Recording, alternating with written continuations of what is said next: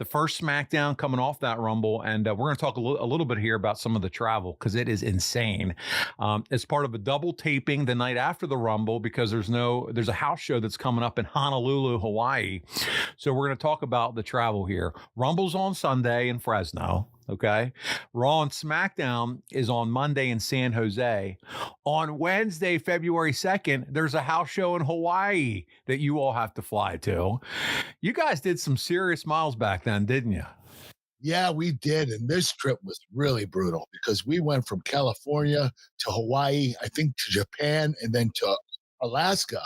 And we did that in 4 days. Like we only stayed overnight, I believe, in California. And the rest of the trip, we were sleeping while we were flying in the air.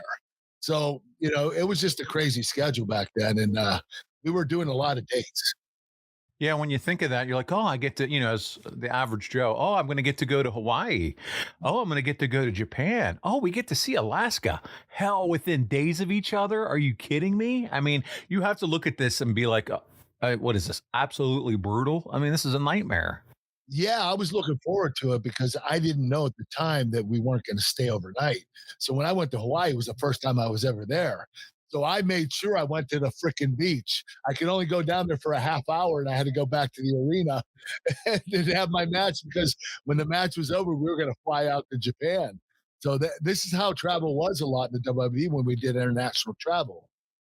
Well, not only that, we've talked about it before. You were always hurting. I mean, around this time of your career, whether you're dealing with injury, and you've said it to me multiple times, Paul, it was just part of the business. I just learned to deal and cope with injuries. I didn't make a big deal about it. I just learned to live with pain. But again, in an airplane constantly for all those hours, it had to be extra stiff and, just add to the burden of what you were up against in terms of traveling and working. It was a lot more difficult, traveling a lot more like this, especially with injuries. But at this particular time, I was feeling pretty good. This was 2005. This is right before I wrestled Sean. I didn't have any injuries that hobbled me for too much, at least not until after WrestleMania. So I was pretty good at this particular time. And how long are these double tapings with Raw and SmackDown running back to back? My goodness. 5 6 hours. I mean, it was brutal, and we started earlier in the day, which was an advantage, but we still didn't get done till late at night. So it was always a long time. And anytime we did two tapings in a row, it was brutal. And what you said right there too, I want to draw some attention to. You're also dealing with constantly changing the time, right? You're going into different time zones, back and forth, and that's got to be hideous for your sleep schedule too, and all that.